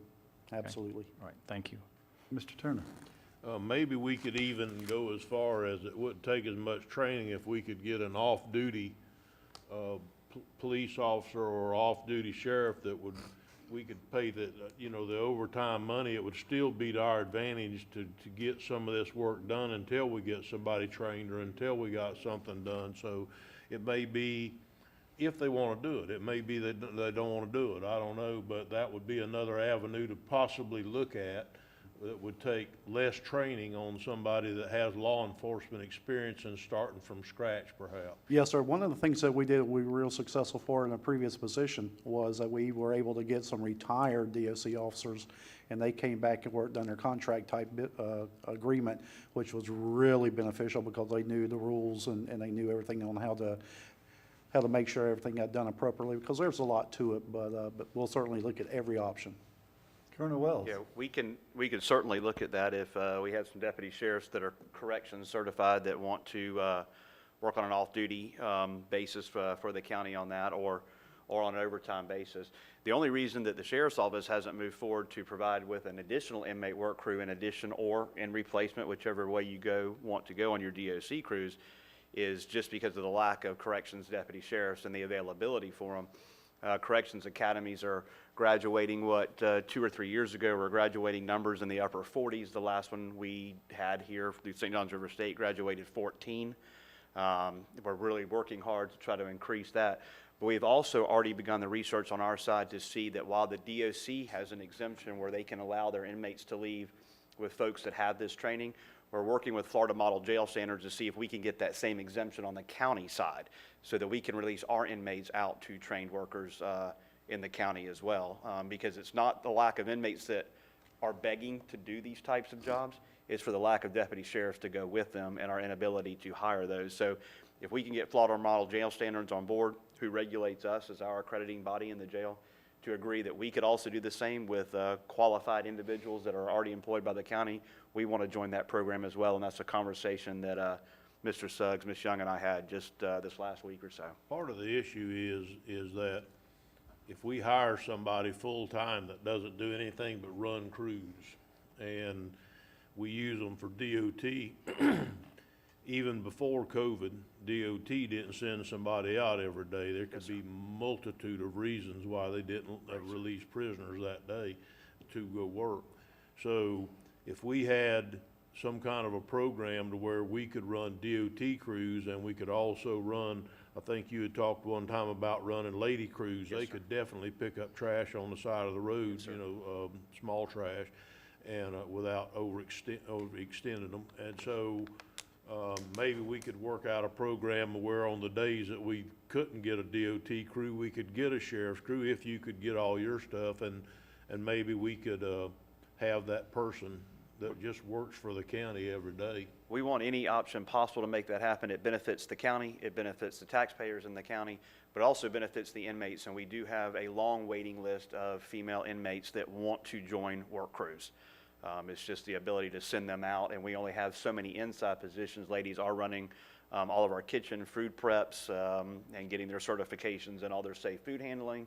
And they're also running laundry and now a seamstress shop inside the jail, repairing mattresses and uniforms and stuff. So, but the opportunities such as the landfill and stuff aren't quite as suitable for the ladies. So any opportunity we can get, and if we can get Florida Model Jail Standards to sign off on allowing our inmates to leave with someone with this training, then we can certainly work with Mr. Suggs. He can identify some employees and we can get that training done and make it happen. Good, thank you. Yes, sir. I think this has been a long-standing problem, and we keep hoping that it would go away as COVID went away. I don't see the end of this, and so if we don't think outside the box and try to find somebody, we're just not gonna have that service done. And you can drive around the county right now and clearly see that we miss that service being done on almost any road you drive up and down in the county. It's all the trash that could be picked up. Agreed, and COVID is not the issue inside the county jail, at least to speak. I've heard of the challenges that the Florida Department of Corrections is dealing with on that. Our issue is simply the person to supervise the inmate, so if we can use this other option. Florida Department of Corrections' entire operation has been altered by COVID. Our jail population is at a 3-year high in Putnam County now because the Department of Corrections is not accepting our state, our inmates that have received state prison commitments. They're continuing to remain in Putnam County and not going to the Department of Corrections like they should be, and it's been a challenge all the way around. So COVID won't get in our way of doing this as far as the county goes. If we can figure out the supervision issue, we'll move forward. Thank Yes, you, sir. Joe. And Mr. Chairman, if I could, I appreciate Colonel Wills stepping up to the mic and explaining that, because those are some of the things that we are trying to look at, because we recognize it as well. And I appreciate the Colonel and the Sheriff for stepping up and offering us some assistance in the programs. And Julianne and I have met with them, and so we're going to keep moving this thing forward until we get an answer. And I want to mention something, I'd be remiss. FAC, Florida Association of Counties, Small County Coalition, our two partners are moving this item up the chain, that it takes these prisoners who should go to the state, need to go to the state. It puts a burden on our local economy for them to sit here, even though they've been sentenced to be in the state. And we are making that aware to everybody that'll listen to us in Tallahassee. The chair will entertain a motion on item B. I make a motion that we pass item B as written. Proper motion by Commissioner Adamsack, proper second by Commissioner Turner. Any further discussion? All in favor signify by saying aye. Aye. Opposed, like sign. The ayes have it. Next item is item D. Mr. Adamsack, you want that one too? Sure. So item D, I've gotten a lot of feedback from the community. I'm not going to get into innuendo and stuff that people say that we're doing things or any of that nonsense. But people have beliefs, strong beliefs that things happen on several things that we talk about as a commission sometimes, and it's their right to have opinions and stuff. I just think we owe it to the community to have a 6 or 6:30 meeting to go over the maps, have them be able to walk around the maps, be able to display it on their time, not on our time. Let them air their grievances that they have, the few, if they decide to show up during those meetings. The few that have spoken to me are unable to get off of work. The couple live, work out of the area and can't commute back to come to this meeting. With COVID, a couple of them have expressed that they've used all their time off, so they can't just take days off to come here for a 9 o'clock meeting or a 2 o'clock workshop. I really would like to see this go to at least one meeting that's a public meeting, hear everyone's grievances, or support. I mean, there's several people that support it, and there's several people that are like, why are we doing anything at all? I think we should clean it up. I thought that was a good idea to clean it up. We had several requests from Barden to clean up that shark fin, I always called it. So I would just like to see this move to an evening meeting for final approval. Thank you, Mr. Adamsack. Mr. Turner? We had a meeting to decide how we were going to proceed. Had another meeting on starting, and everybody was invited. I realized they were during the daytime. At the last workshop, we had some concerns that the map that we had on our website was not detailed enough. Well, the one that's on there now, you can drill down to your street that you live on and your street numbers on that map. So I understand your issue about any way you can have night meetings. I get it. But on this issue, we've done everything we could. If somebody had an issue, they could have reached out and said, I got an issue. Okay, what's the issue? We've tried to address the issues as we went along. The school boards participated. Mr. Chairman Harvey went to the school board and presented it with no issues, I understand. So basically, we're gonna have a night meeting just for the reason to have a night meeting. I'm sorry, I can't get there. I think we need to go on and pass this today and do our job and not drag it out any longer. Thank you, Mr. Thank you, Chairman. Mr. Turner. Mr. Rawls? I agree with Commissioner Adams. I don't think we're dragging anything out. This, number one, we didn't have to redistrict. We didn't have to spend any money. We could have left everything the way it was. We don't need to be in a hurry. We've got lots of time left between now and the end of the year. We can bring it back up in 2 years if we want. You know, unless there's a personal gain here, I don't see any reason why we would preclude the public and not invite them in. We had a special meeting that was not well advertised. The public, you know, 1:30 in the afternoon, the public wasn't well informed. I think we owe it to the public. People are reaching out. We are hearing the frustrations. I think we owe it to them. This is their government, not ours, and it's not inconvenient for us as elected officials because this is what we signed up for. Mr. Adamczak? Yeah, given this is a once-in-a-decade thing that occurs, it would seem like it would behoove us to do the public's will, even if it's just a few. It's a little bit of our time for the benefit of everyone else's time. And that also allows people to watch it live and other things too if we record it. So I'm going to be a no just based on the fact that we haven't given the public the discourse I believe they deserve on a once-in-a-decade item. Thank you, Mr. Adamczak. Mr. Pickens? Okay, if we were to have a meeting, when would this meeting be held? And would that be the last input? Would that be it, or are we going to have a couple of meetings, or are we just going to do one? I would be all for one is fine. I mean, when we first started this, we talked about going to different areas of the county. We obviously scrapped that because we didn't even do one here. So one here, I think, would be a compromise between the going to the 3 areas of the county.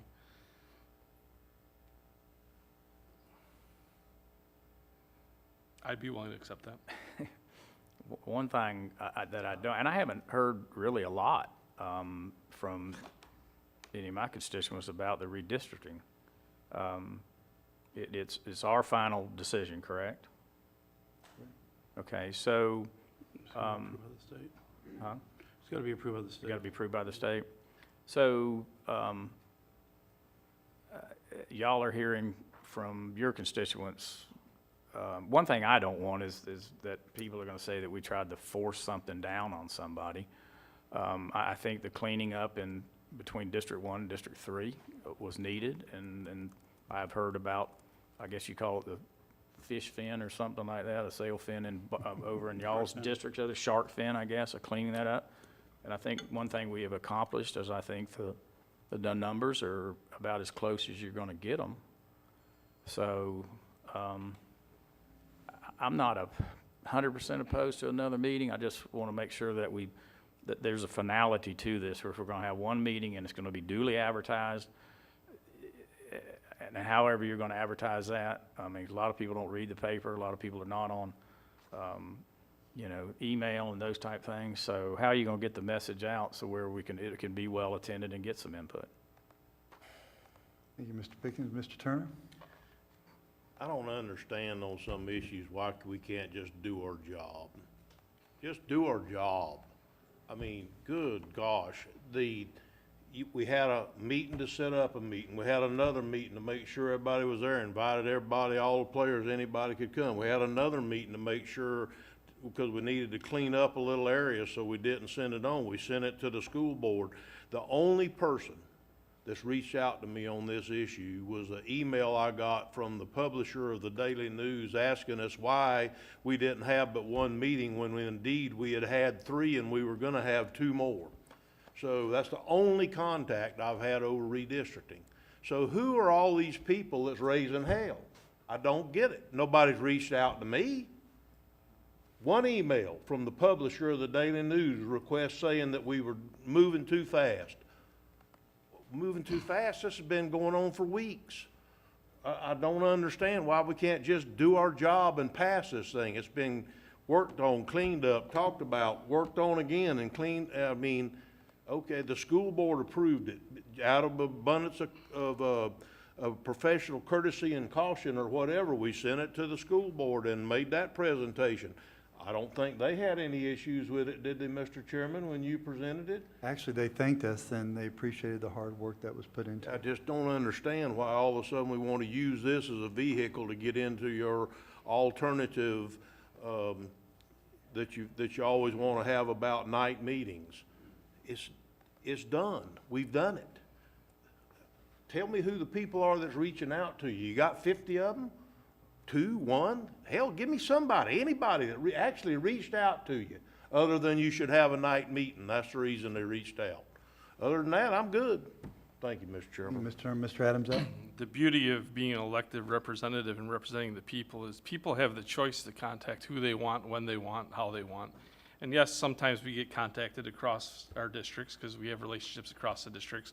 Sometimes we get contacted within our district. I mean, I've had things referred to me from Mr. Pickens, Mr. Rawls, people that knew them, that contacted them, and then I made the arrangements to go out and meet with them. So that's how it works. I don't know why people don't contact you. You're a little rough around the edges sometimes. That could be part of it. We're not going to go. No, It's all I'm right. saying it in Hey, fun. that's I'm just saying Paul it in being Paul. fun. It's all right. Chuck it out, It's all personal. right. That's just Paul being Paul. He said a little bit. That was his attempt. I got, It's okay. all right, Mr. Chairman.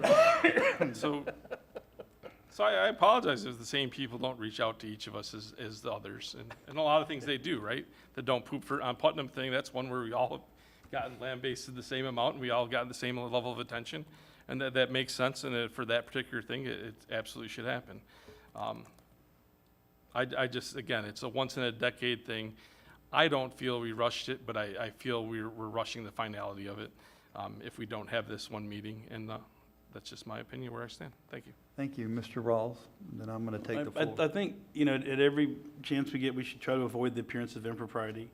We're trying to rush through something that we don't even need to be doing. We didn't need to do redistricting. The appearance is that this benefits commissioners individually or family members or friends and puts them in a position to run later on, or if one of them steps aside. So we need to be able to dispel that, invite the public, and not do this in a backroom cigar smoke-filled room manner. And that's what it appears, is that we're just in a huge hurry. This only benefits one or two people. And, you know, I think we should put that to bed. I wouldn't mind having, honestly, I think we should take our show on the road, go to the south end, the west end, in the middle with the maps, explain to them what's going on, and let the people that we work for actually direct us instead of us directing them. Because right now, I'll be honest with you, I think the general public as a whole, it doesn't matter if you're a liberal or conservative, Democrat or Republican, is pretty fed up with government shoving things down their throat. And here we go again, where we're in a hurry to get something done, and there's absolutely zero sense of urgency whatsoever. You know, if we acted on other things like this, I think our public would be a lot happier with this. But I think the appearance here is this benefits individuals. It doesn't benefit the public. Thank you. All right, I'm going to take a comment, period. I take offense. We did have to spend money. If you notice that we did have to get a consultant, and when we looked at the numbers, I was understanding based on voters that District 5 had the most voters, and they did. But surely District 1 had the most population. There was no smoke-filled room. We stood right there, and I wasn't smoking, and nobody was allowed to be smoking in here. So that I take offense to that. We got to know what we didn't know, and what we didn't know was where the numbers shook out at. So I think the exercise was good. I also want to say, once in a 10-year thing, it can be done by state statute any odd year after the census happens. So you could do it in the year 2023, 25, 27, 29. You can do it. You can change this based on population and growth at that point. I also want to say, it's been on our website. We've had plenty of coverage in the Plaquemine Daily News. We've had coverage when I went to the school board. I attended all the radio stations locally and went through the maps and encouraged people to watch. And Commissioner Turner, I'm with you. I've had one person reach out to me, and that was also the Plaquemine Daily News gentleman asking me early on why we were in a hurry. So I think we're not in a hurry.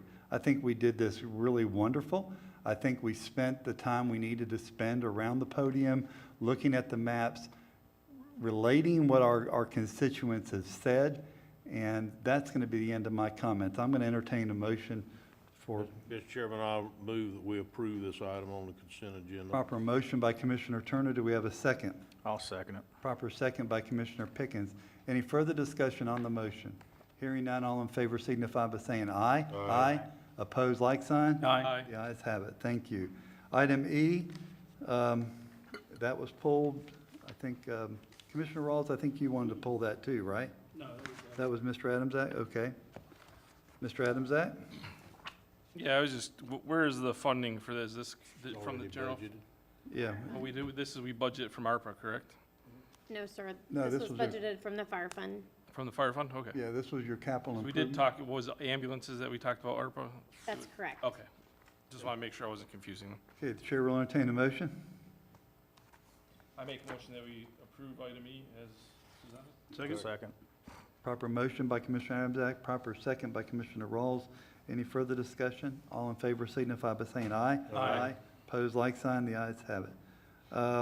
Item I, Mr. Adamsack, Information Technology. Item I, the only question I had, and I apologize, I had a very hectic week, but, That's okay. the number here where it says quote is for $1.725 million $911 under ring power generated at the bottom with the star asterisk. Just could you explain that a little bit? The 65,006, is that just partial of the total quote? Because there's asterisks by that, and there's asterisks at quote for 1.725. Ring power generator.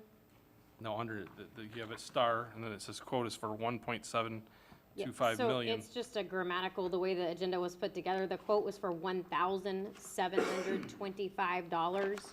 The 911 funding covers 70% of the maintenance. Okay. The sheriff's office provides the remaining 30%. So just the comma makes it look like it's a bigger number. Good. I'm glad you brought that to the attention. Okay, Mr. Adamsack, you want to make a motion? I make a motion that we approve item I as written. Proper motion. Do we have a second? By Commissioner Turner. Any further discussion on item I? Hearing none, all in favor signify by saying aye. Aye. Aye opposed, like sign, the ayes have it. Next on our agenda, the Honorable Tim Parker is our property appraiser, and it's page 256 in your agenda.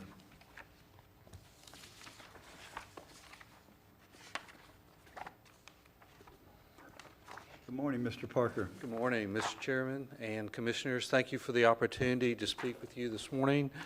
In 2013, the County Commission adopted Ordinance 2013-05, granting the senior and super senior exemption. Effective July 1, 2021, the statement of income formerly required to be filed annually for the purposes of the additional homestead exemption for persons 65 or older may now be submitted one time only when the exemption is first claimed. This provision was passed by the legislature this past session as a revision to Florida Statutes 196.011. Although now it is law, the statute requires each taxing authority to pass an ordinance implementing it.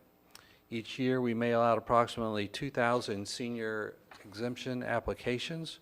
This requires a senior, defined as a person over the age of 65 with an adjusted gross household income under $31,100, which is the amount for 2021, to sign the return attesting that their household income is under that amount.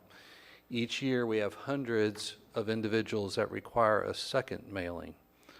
Although our seniors would not be required to return the form, the property appraiser's office is required to notify them of the household income limit each year. We will audit these individuals on a specified schedule to make sure that they still comply with the income qualifications. Putnam County should be proud that not only the county, but every town and city within Putnam County has adopted the super senior exemption, a claim very few counties can make across our state. So thank you for your consideration on that. Okay. And we have a action item, recommends approval of the automatic renewal process. Do you need to take public testimony first? No, it's or- not a public hearing, so. I move that we move this item forward. I will. We have a proper motion by Commissioner Turner. Do we have a second? Second. Proper second by Commissioner Adamsack. Is there anybody who would like to speak about this item? Please come up and do so. And seeing none, we have a proper motion, proper second. Mr. Adamsack, you have the floor, sir. Yeah, so the census data kind of is telling, especially when you know, like you said initially, when you looked at it and it looked like District 5 had the most voters, which in fact, I probably do. The issue is we have parts of this county that are growing in the retirement age of the community, and I think this makes it a little more attractive that we continue to do this, and like you said, that all the towns and all the municipalities have this.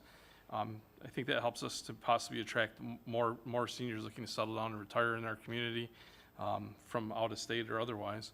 And so I really appreciate that we're doing this for those folks that need it the most. Okay, proper motion, proper second. All in favor signify by saying aye. Aye. Opposed, like sign. The ayes have it. Thank you, Honorable Tim Parker, for Thank you very attending today. much. Thank you, sir. Now, next, the Honorable Clerk of the Court, Mr. Matt Reynolds. Thank you, Mr. Chairman. Just real quick, I want to thank the Palaca Police Department for that event that they had this past weekend. It was a great event down at the riverfront for breast cancer awareness and for Domestic Violence Awareness Month. I think that was a very good event, and especially something that that we need to recognize here in Putnam County, so that we can continue working to combat domestic violence. So, thank you, guys. Thank you, sir. Thank you for your comments. All right, moving right along. Appointments, starting to my far left. Mr. Rawls, you have any appointments you'd like to make? Yeah, I'd like to reaffirm Robert DeFranco to the Animal Services Committee at large. That will be a board decision. So that's a motion by you. Second. Okay. We have a proper motion by Commissioner Rawls, proper second by Commissioner Adamsack. Is there any further discussion on Mr. DeFranco being on the Animal Services Committee as at large? Hearing none, all in favor signify by saying aye. Aye. Opposed, like sign. The ayes have it. Mr. Rawls, is there any more appointments?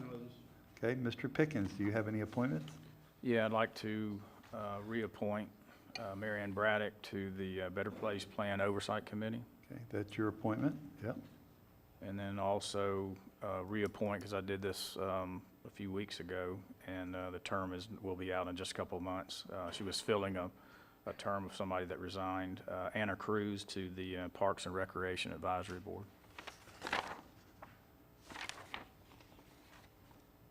Okay, I see it now. Anna Cruz. Those are your appointments. That's anything else? Nope, that's it. All right, sir. Thank you, Mr. Adamsack. To my far left, right. I'd like to appoint Richard Boyette to the District 5 vacancy by the resignation to Animal Services Advisory Committee. Richard Boyette. And his paperwork's already in and stuff. It happened there when I was out for a week or so, and Okay. I would have done it at the meeting prior, but, That's a, so I think he thinks he's on it already, but officially we'll make it official. okay. Is there anybody else? For the fishing fund, I would like to reappoint Mr. Andy Rusnak. Okay. He's been a good steward and a good attendee in that fund, and so look forward to him continuing.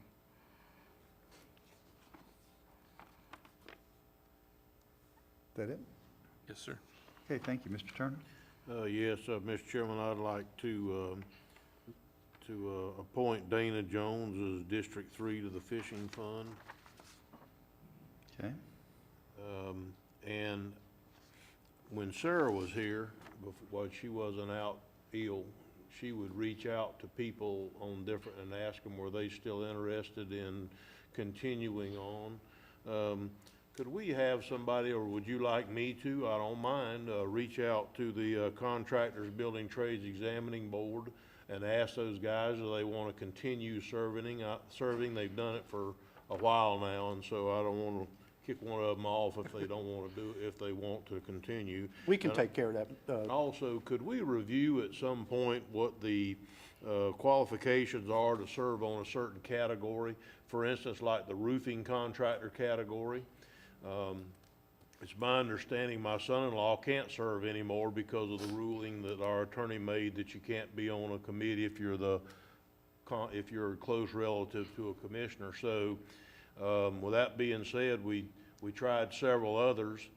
One of them ended up being the building official so he can't do it for Willaca. And so, can we look and see, instead of them being shorthanded, when we find a category that we just can't find anybody that'll fit in it, could we have an alternative?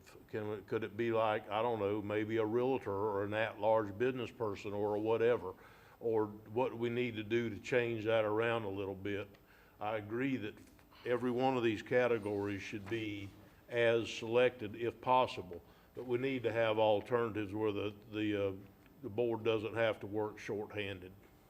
That's all I have today, Mr. Chairman. Thank you, Mr. Turner. I'd just like to say something to that a little bit. Mr. Adamsack? So only because I was the chair of that board prior to becoming elected, and we rewrote that. So we did write into it an area, and you can confirm it, but, and I thought we talked about this several months ago. If there wasn't a roofing contractor, an alternative type contractor can fill that slot if they can't find one. So I think it's important that it stays a contractor probably, because there is consumer advocate roles as well on it. But yeah, if we could confirm that, but I was part of suggesting how we wrote that, so I'm 95% sure it's written already. Thank you. Thank you. And I have one, Planning Commission will be Troy Weaver, taking the place of his daughter-in-law Megan Weaver for the Planning Commission. And I'll get the paperwork to staff very soon on that. And that's the only one I have. County Administrator, Mr. Terry Suggs. Yes, sir, Mr. Chairman, thank you. Good morning. Good morning. First off, I want to make sure I don't miss this. I want to thank Keenan again, Mr. Keenan from Senator Perry's office for joining us today. I asked him if he'd like to speak, and he said no, he is here just to take notes and see what we could do for, working together moving forward. So I'm not going to put him on the spot, but I do want to say thank you for being here today. Absolutely. And Mr. Chairman, that really is the conclusion of my comments today, so I appreciate it. Thank you. Mr. County Attorney or Commando? Nothing today. Okay, go back to Commissioner comments. I'll start with my far right, Mr. Adamsack. Yeah, so it's always interesting to hear Joe Wells from the Sheriff's Office speak, and I just want to take a moment to recognize that, out there at the jailhouse, you guys are just keep doing more and more things that help those that are incarcerated to become hopefully more productive members of society when they come out, and all the different initiatives you guys are doing I hope they're working. I think we see some examples where they are working. I've met some people that came out that were appreciative of what they went through. So that's goodness. I like the idea that we're looking for more areas where they can help out in the community as well as within the jailhouse confines. And then obviously everything that we're doing as far as substance abuse and things like that and trying to help them. So I just want to express my thanks. I haven't had that opportunity in a while, and just with being distracted with life. The only other thing I want to just say is as we go into the holiday seasons, starting with the one that all the fall festivals happen for, hopefully we can keep God on our minds and keep our community on our minds and be safe when kids are out there doing their celebrations and walking around communities and trick-or-treating or whatever it is that each family decides to do, or having parties, or young adults having parties, and just that everyone does it in a safe manner and in a respectful manner, that we have no issues either during those times. And I look forward to that season. This whole from now till really the first week of January is exciting for my family, and look forward to it. Thank you. Thank you, Mr. Adamsack. Mr. Turner? Thank you, Mr. Chairman. Couple things, I think that it's really great, the thing we started last year that we're continued doing once a month, which is the projects update. It helps us keep track of all the different things that's going on, as well as lets the public know that the amount, and this is just a partial. I'm just telling you, this is just a partial of what's going on, and it's very small writing on a large page, and it's just a partial of what's going on around here. So I think it was Commissioner Harvey that said we have a lot of planes in the air, and it sure is nice when one comes in for a landing here and there where it's not so much to juggle. But I appreciate us continuing doing that. I really do.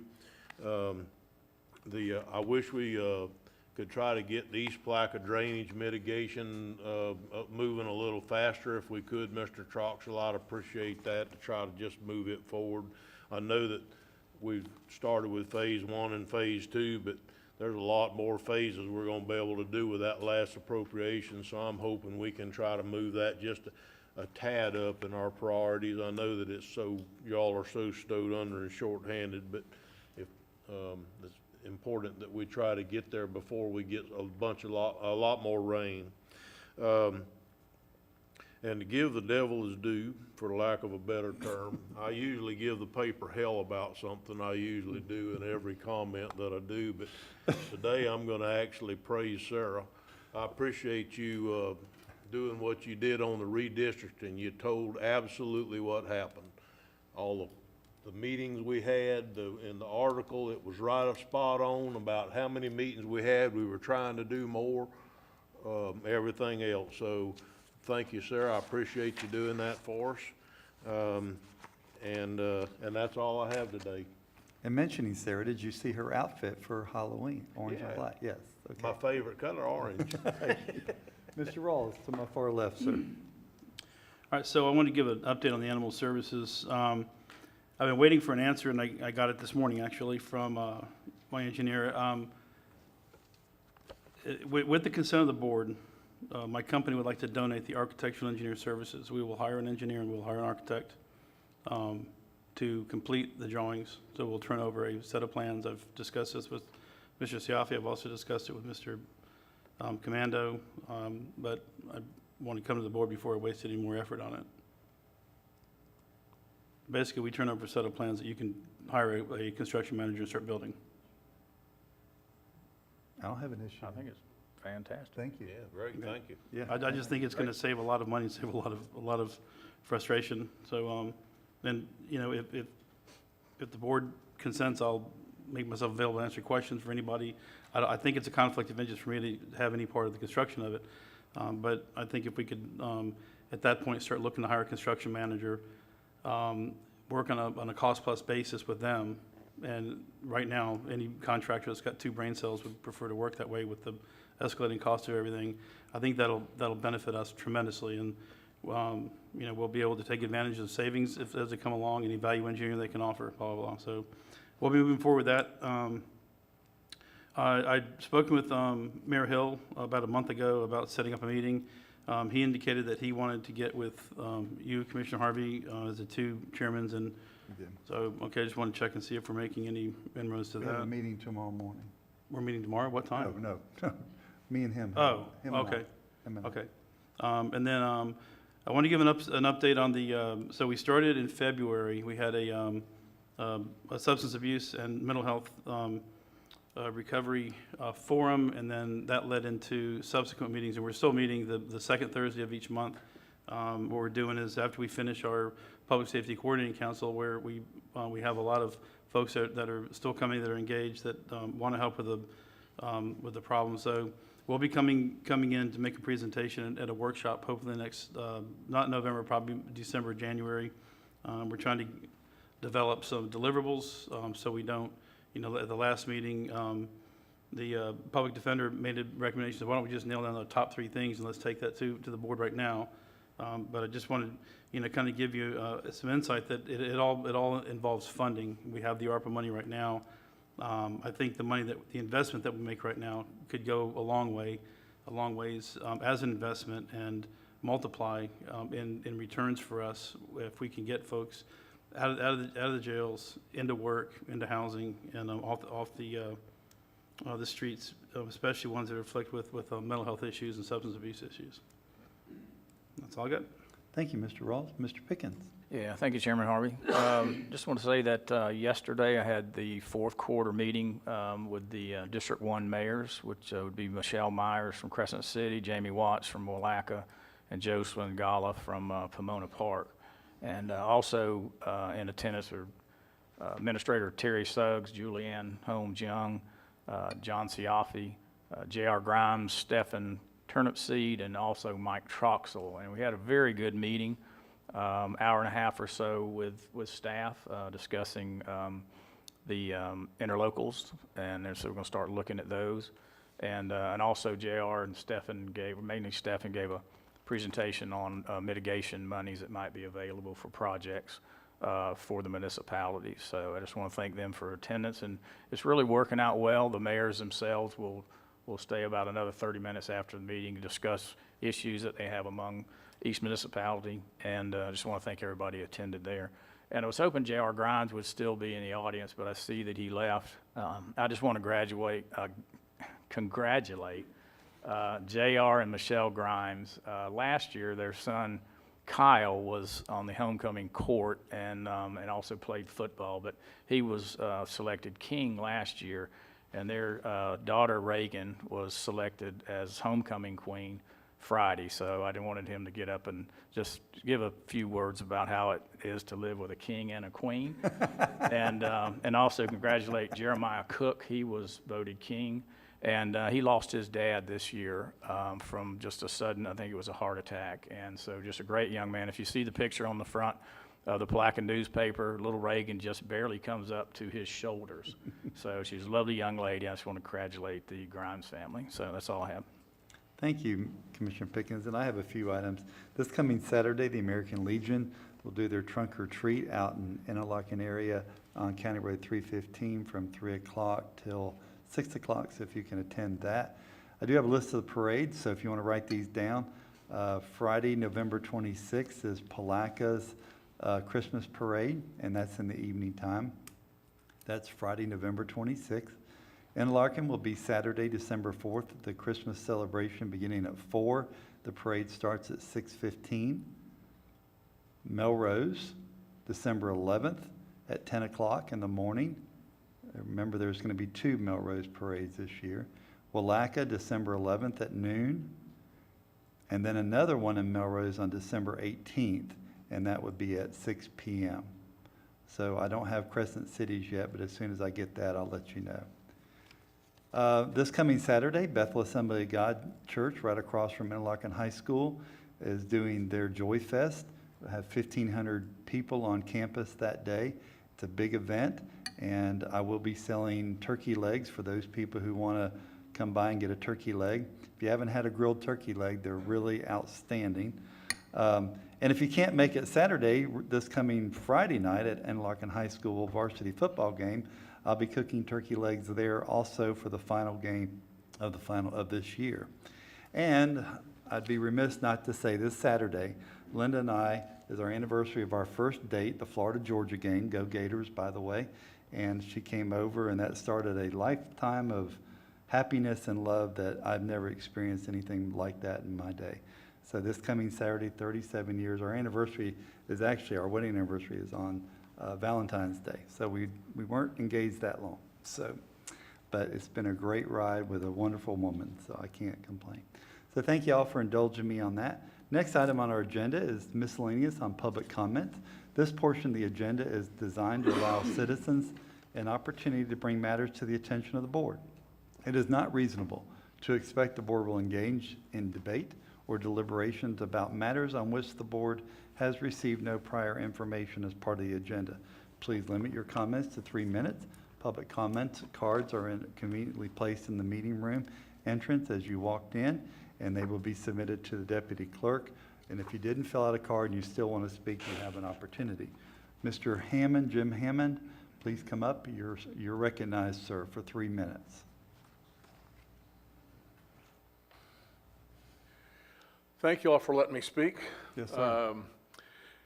The last time I was here, I put to writing your opposition to the biohazards dump site on Old Highway 17. Since then, the elected officials of Willaca, Pomona Park, and Crescent City have all made public in writing their opposition to this site.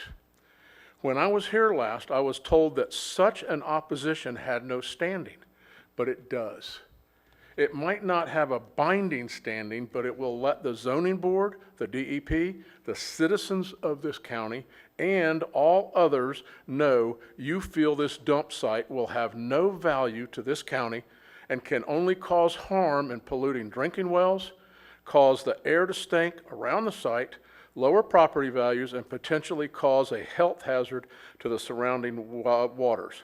I would like to thank Commissioner Pickens, Commissioner Adamczak, Commissioner Taylor, for putting their signature in writing with their signature, and I would like to thank Commissioner Harvey for the little one-line email that you sent me. Commissioner Taylor, you said Taylor. Did I say Taylor?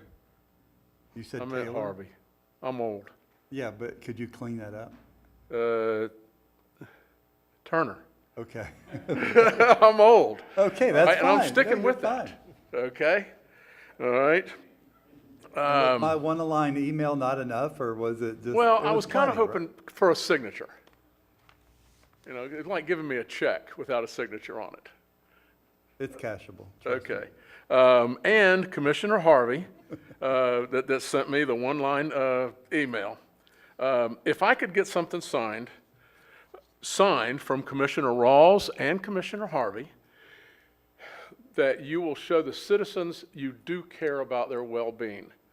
Now, what do you guys think about just 2 more of y'all giving me something in writing with a signature on it? If you agree to this, you can prepare this now, and I will sit patiently with my mouth shut, waiting for this, or I know all of y'all have my emails because I've been emailing with y'all, so you can send it to the email address. But you said that's not acceptable. Yeah, right? No, as long as there's a signature on it. Okay, or you can, My email is public record. It's acceptable. okay, Okay. all right, if you say so. Yeah. Now, I see that y'all have this trophy here that was given to y'all. Yes, sir. All right. I know you've all at least once gone out there and looked at what this dump site has the potential to do to our waters. If you haven't, it has the potential to kill fish. I guarantee, I was in the fishing industry, the professional fishing industry for 40 years.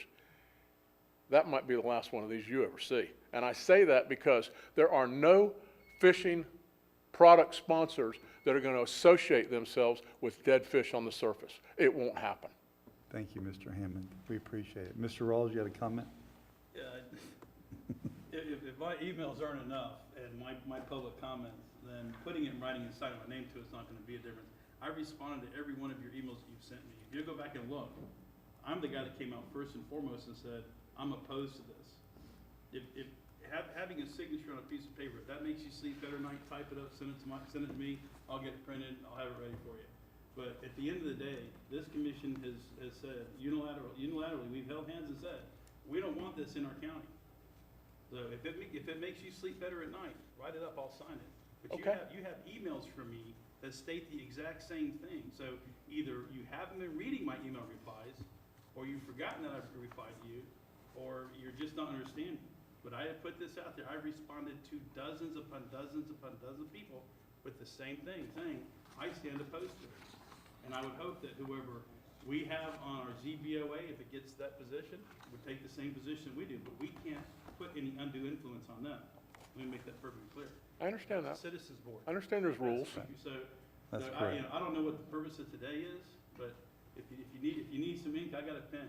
Get it banged out, I'll sign it for you. Okay. Thank you, Mr. Turner. Well, all I wanted to say is basically what Commissioner Rawls wound up with. I do not think it's appropriate that this board pass a resolution. And the reason why is the difference between us and Pomona Park and Crescent City and all them is ZBOA don't work for them. That's right. They work for us. We appoint them. And us putting undue pressure on them as a commission is not right. I don't mind writing your letter. I wrote it, and I even put them in it, that I wasn't for the project. In fact, I think it's an unjust thing that they're even thinking about putting something there, even if DEP passes this project, because they go by numbers, they don't, and by data. They don't care about who lives next door. They don't care about any of that. So if they do pass it, ZBOA is different. They can find that it's non-consistent with the area. If the DEP can't do that, I don't believe, but ZBOA can. So if it gets to that point where ZBOA is, I've publicly stated that I'll contact them as an individual. I'll write them a letter as a commissioner, but I will not vote for a resolution because I think that's cutting the knees off the ZBOA who works for this county. So I can't get there, but that's the rest of it I tried to go along with you on, Jim, I really did. You did. You gave a great letter. So, you know, I believe in that. I don't believe the project should go there. I really don't. But I can't just undermine the ZBOA either for the county. Thank you, Mr. Thank you, Mr. Chairman. Thank you, Mr. Turner. Anybody else in the audience want to speak for public comment? All right, this meeting's adjourned. See y'all at 2 o'clock for our transportation workshop.